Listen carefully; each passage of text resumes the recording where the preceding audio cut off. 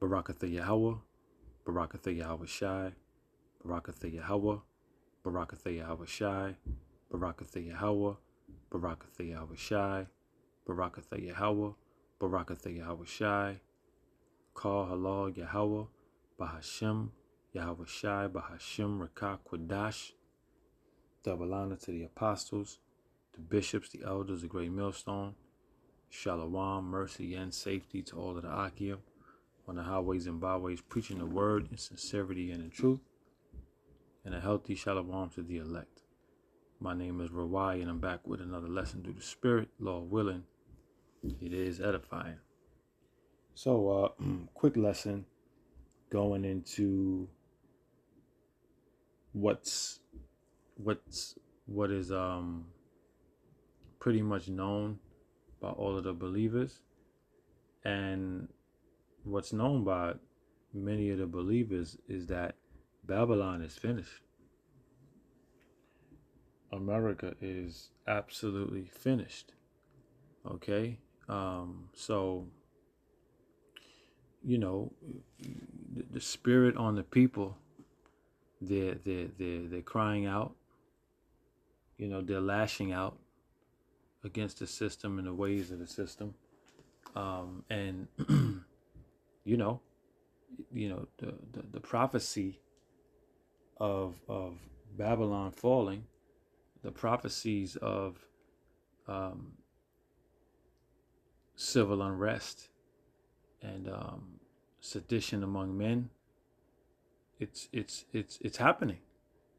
These things are happening, not to the magnitude that it's going to happen, because there's going to be a climax of that. Okay, but we are seeing the beginning stages of all hell breaking loose, and peoples are losing their minds. All right, let's get into this real quick.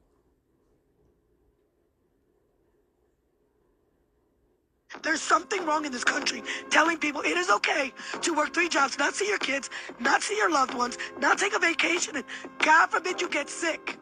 Okay? And I still got a job at home because I'm a mother. Because let's not forget, I don't get a day off. And I got to figure all that out. How are we going to eat? How are we going to pay rent? How are we going to pay the utility bills? That every single thing went up after COVID. Not one thing stayed the same. And neither party ever talks about what is really going on in this world. Because I'm not even going to say the country. What is really going on in this world? There is no scarcity. It is, how do we pit people against each other so they're too distracted to see everything that I'm too addicted to consuming, and how much profit I'm making, and more profit, how many more houses one individual can have, how many yachts can one individual have. And you're going to arrest me now that I make a tent city? Yeah. So if I take the scraps from the trash and make some kind of shelter for me and my children, whatever. I am a human being first. With what conscience are you criminalizing poverty? Right. And it's not going to stop just in the United States. The poor of the world, not just this country, are fed up. And let's not leave out rural communities. I live in Haines City, Polk County, Florida, okay? But do you think that the poor in rural communities have transportation? They don't. There's absolutely not even a sidewalk to walk on, because I am giving the message of stay poor, stay hidden, and die silently. Okay? If I get a job, how do I get to that job? There's something wrong in this country. Okay. You heard it. You heard it. She said a lot of things that were very real. One of the things that jumped out at me was when she said they are criminalizing the poor. Okay, and that's 100% truth. Okay, they criminalize those who are poor.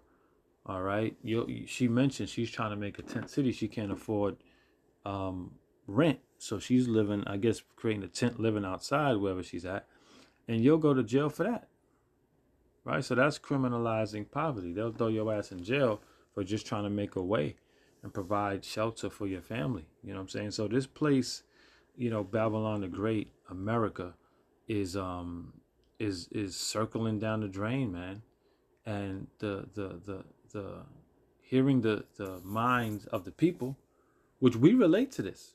I relate to this, not in the sense that I'm doing as bad as she is in Tawadi Habashim Abashai, but I still relate to the having a level of understanding, okay, of how much of a shithole this place is and how they do criminalize poverty, okay, you know, nothing is really available to be to live. Okay, it's really hard to live in America, all right, especially in the city. I wanna pull up something here really quick. I took a screenshot. I was watching the news, right, and I took a screenshot of the cost of living and what it takes to live in New York City. All right, it says the salary needed to afford a home. Okay, this is a home. This is you getting a crib. You know, most people say, majority of people, yeah, we just bought our first home. You ain't buy shit. You put money down on it. You're in the fucking house. Once you don't pay the fucking mortgage, your ass gonna default and they gonna put your ass out and take your crib. So you ain't buy nothing, right? I ain't knocking nobody who because people they post a picture, bought our first home. You ain't buy nothing. You put the 30% down. You put the or whatever down, and you're in there until you can't pay it no more. So salary needed to afford a home in NYC. Annual income needed in Manhattan, $300,000. Okay, is what's needed to afford a home in Manhattan. In Brooklyn, $212,000. So that has to be the annual income. So you and your lady got to be making 100 bands each to afford a home in Brooklyn. All right. Staten Island, 151,000. Okay. And I think it says Queens here is 136,000. So you got to be making over 100 grand, over 200 in Brooklyn, over 300 to afford a home in Manhattan. Okay? So what this lady is speaking about is absolutely true. Let's play it one more time. There's something wrong in this country telling people it is okay to work 3 jobs, not see your kids, not see your loved ones, not take a vacation, and God forbid you get sick. Okay? And I still got a job at home because I'm a mother. Because let's not forget, I don't get a day off. And I got to figure all that out. How are we going to eat? How are we going to pay rent? How are we going to pay the utility bills? Well, that's the spirit, because today, I actually woke up today and I was just like, yo, this hamster wheel shit is wild, bro. Like that, every day it's a get up. You got to do, everybody's lives are what they are, but everybody's on a hamster wheel. All of us. It's the same thing every day. It's the same routine. It's this place is whack. This world is whack. Like, Jake is fucking exhausted, tired, mentally and physically tired. Those of us who got kids, I got 3 little ones. It's the hamster wheel is wild, man. We're thankful, to Yahweh Shem Shah for providing 100%. We're grateful, but this shit is whack, man. Whack. Certain people got to work 2 and 3 jobs to make ends meet, right? Then you got kids, you got to cook, you got to do whatever. It's whack. It ain't no real even time with your lady. You ain't, you know what I'm saying? It's just this place is whack, man. And the people are feeling the heaviness of how tough it is to live here. They're feeling the heaviness of it, and a lot of people crash out. A lot of Edomites, they normally jump off buildings and bridges and shit because they can't deal with it. Us, we know what it feels like to struggle, so we're less likely to, crash out like that. But the energy is the same, That every single thing went up after COVID. Not one thing stayed the same. And neither party ever talks about what is really going on in this world. Because I'm not even going to say the country.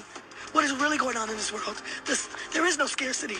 It is, how do we pit people against each other so they're too distracted to see everything that I'm too addicted to consuming. She's talking.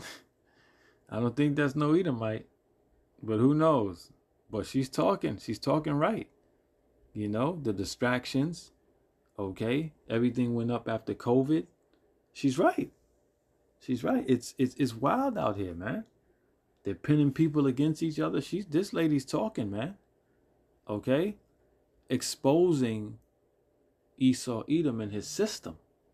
Because his system is shit. Okay? It's not sustainable. Okay? And how much profit I'm making, and more profit, how many more houses one individual can have, how many yachts can one individual have, and you're gonna arrest me now that I make a tent city? Yeah. So if I take the scraps from the trash and make some kind of shelter for me and my children, whatever, I am a human being first. Well, you can't clearly you can't do it. You can't even take the scraps and make a tent over to cover your kids out here. Right? It's the same way where they don't want you really collecting rainwater. They don't want you to be really growing crops and stuff like that. They about to shut all of that shit down. So they do criminalize poverty. Okay? No, you got to get in a shelter. You got to buy from us. You got to go down to Egypt for help. Okay? You ain't going to be building shit and doing shit on your own. You know what I mean? Let me get this, let me play this one real quick.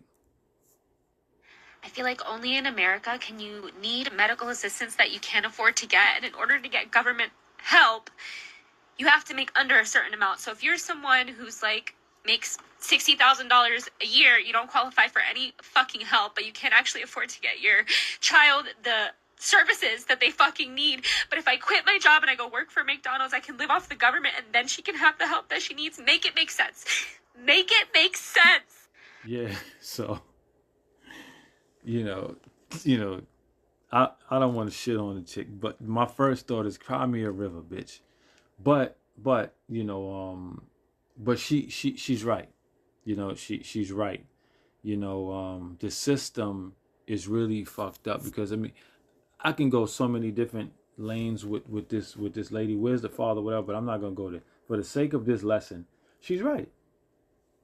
Because whether you're a single parent household, 2-parent household, it's absolutely tough to live out here, man. They say that you make enough money so you can't get particular incentives and services like food stamps and stuff like that. But you know that you don't make enough goddamn money. So the thresholds that they keep you under, right? You're a two-time loser. Because here it is, you can't make $60,000 and still be eligible for food stamps, but $60,000, it's hard to live and maintain like that out and pay the rent, your bills, your cable, whatever it is, your F cable, your electricity, okay, food, gas for your car, or even regular train. It's hard to live out here, right? But then they'll say you don't qualify because you make too much money. How the fuck do I make too much money? I don't make a lot of money. You know what I'm saying? $50,000, $60,000 ain't a lot of fucking money, right? But they'll say you're over the threshold to get support from us, to get food stamps, right? So this chick is right, and she's speaking about health insurance. Most of us got jobs. Some of us got good paying jobs, whatever. But we can't afford to put our kids on our health insurance plan. We gotta go try to get the free shit. You know what I'm saying? So but hey, a lot more women gonna be crying soon now. But for the sake of this lesson, yeah, man, she's spot on. Babylon is just through, man. It's absolutely through. And the people are crying out about it. You know what I'm saying? They're expressing their frustrations, okay, about this hell and how it's unfair. All right, and they're correct. They're correct about how foul, how very foul this place is. You know what I'm saying? This is a very vile and foul place to live, America, all right? Other countries are doing so much better in terms of what they're doing for their people, but they're shitholes as well, outside of Babylon as well. But let's go to the scriptures. This is Hebrews 13 and 14, all right? One of my favorite scriptures. It says, for here we have no continuing city, but we seek one to come. Okay? Because those of us who are in the know of what? In the know of prophecy, in the know of the scriptures, in the know of what's taking place on the planet Earth. Okay? We understand we have no continuing city here. We seek the kingdom of heaven. Okay? That's the city that we seek. Okay? Scriptures say that will be done on earth as it is in heaven. Okay? That's the city that we seek. Okay? For here we have no continuing city. We understand that we can't live here. This is not a sustainable place to live. Okay? We are on a hamster wheel. It's tiring, it's vexing, it's boring, it's it's draining. All right. It says, but we seek one to come. Yeah, we seek Yahweh Shai to come down and deliver us from this hell, man. Okay? We need it. We need it. That's why we sigh and we cry to the Lord for the abominations done thereof, okay? We want out of this hell, man. And we're fighting like hell. It's like you're fighting like heaven to be delivered. All right? This place doesn't serve our spirits. We're not comfortable here. All right? This is Isaiah 24 and 11. And it reads, there's a crying for wine in the streets. All joy is darkened. The mirth of the land is gone. Okay, so people are looking for answers. Okay, people are looking for answers. They're looking for the truth. They're looking for a way out, ways out, and how to survive. Okay, it says all joy is darkened. Okay, and that's true. All right, it's hard to find joy out here, man. It's hard to find joy. To those of us who are in this truth, fighting like hell, those of us who have children, we find joy in our children, right? We don't really get no joy from these women, right? And we find joy in the brotherhood. But if you ain't got that, the joy, all joy is darkened. It's true. Things that you would once find joyous, it ain't shit no more. Okay? Followed up by the mirth of the land is gone. Okay? Everything that was once something that was good, that was lit, that was popping, feel good, going out, chilling. The mirth is gone, man. This shit is whack. The comedy shows are whack and watered down. Everything is whack nowadays, man. Okay? All joy is darkened, the mirth of the land is gone. Okay? It's just very true. We are living these scriptures. We are witnessing and feeling these scriptures. Okay? So we can attest to what the scriptures say. All right? Let's go back to, let's stay in Isaiah. Let's go to Isaiah 31 and 1. Isaiah 31 and 1. Woe to them that go down to Egypt for help and stay on horses and trust in chariots, because they are many. Right? So many people depend on America, Babylon the Great, and the power that this country feels, prides itself on. Okay? It says, and trust in chariots because they are many, and in horsemen because they are very strong. But they look not unto the Holy One of Israel, neither seek the Lord Yahweh Bashim Yahushua. Okay, so they trust in the system, the government. Okay, and they look at America as being the leader of the world, the powerful America. We're going to be all right. America's always going to come through. No, you got to turn to the Lord. Okay, they're not looking for higher power. They're not looking, to serve Yahweh Bashim Yahushua, so the Lord can serve and take care of them. Okay, that's why we serve the Lord first. That's our first job. Before we wake up, only thing we find joy in is really serving the Lord, right? And our children and being with the brotherhood. Okay. Outside of that, this place is, we feel good about serving Yahweh Bashim Yahushua. Okay. We feel good about that. We like reverencing Yahweh Shai and giving Yahweh Shai his glory. Okay? Yeah, man. We feel good about that. We know the sacrifice that Yahweh Shai had to make for us. You kidding me? Okay, but no, you rather put your trust in a system, in America, in Babylon the Great. No, we say fuck this place. Okay? This is not our rest. Scriptures tell you that. All right? Let's close here. This is Sirach 12:3. It says, no, this is not it. Let me see. Good about an evil. No, nope. Oh, that's a good scripture though. Okay. Let's see. Yeah, no, I'm not gonna get that. Let's see where this scripture was. Salakia. Wrote down wrong. Let's see if it's let's see if it's Ecclesiastes 12:3. Yep, there we go. It's Ecclesiastes 12:3.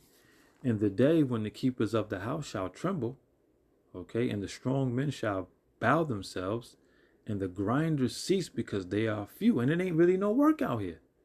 The grinding is low. People is lined up at these public assistance office in record numbers. All right, and you got to throw in the migrants. Okay, it says, "And those that look out of the windows be darkened." Okay, so all of the joy is gone, man. Okay, and the grinders cease because they are few. All right, and that's what we're witnessing. Okay, the jobs. Now, say there is jobs. They ain't paying you enough to survive out here. You can't survive. You can't live out here. Okay, in the day when the keepers of the house shall tremble, and the strong men bow themselves, and the grinders cease because there are few. Okay, they're talking about this economy. This economy is shit, man. And it's crumbling. It's like that. Oh, I always mention this. It's like that table with that leg that's wobbly is about to give out. Okay, and it says, "And those that look out of the windows be darkened." All right, verse 4. "And the doors shall be shut in the streets, and when the sound of the grinding is low, okay, and he shall rise up at the voice of the bird, and all of the daughters of music shall be brought low." And we're witnessing that right now. The whole P. Diddy thing. He can very well, I don't want to sidestep the lesson, but he could very well bring down the whole music industry. Okay? The P. Diddy situation can very well bring down the entire music industry because he's linked in with all of them. Okay? It says, "And the door shall be shut in the streets, and when the sound of the grinding is low," okay, because that's what we're witnessing right now. Okay, work is scarce. Okay, there are jobs out here, okay, but work is scarce, and you can't even afford to live out here. Okay, so hey, man, that's the spirit. The face of this woman is what a lot of people are feeling. Babylon is finished, man. The people are fed up. All right, and the water Yahweh Bashim Yahushai for bringing down this wicked, vile, perverse, disgusting, evil, deceitful country. Okay, and Esau Edom. All right, so that's it. That's all I got for now. Babylon is through. Shalom to the next one.